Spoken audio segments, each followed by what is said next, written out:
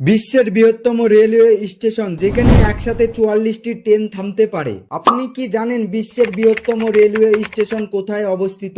আর যদি আপনি না জেনে থাকেন তবে আপনি ভিডিওটি সম্পূর্ণ দেখুন। এই স্টেশনটি বিশ্বের সবচেয়ে জনবহুল দেশ চীন কিংবা ভারত নয়, এটি হলো আমেরিকার নিউ ইয়র্ক সিটিতে অবস্থিত। বিশ্বের বৃহত্তম রেলওয়ে স্টেশনের নামটি হলো গ্র্যান্ড সেন্ট্রাল টার্মিনাল। এই স্টেশনটি 1901 থেকে 1903 সালের মধ্যে নির্মিত হয়েছিল।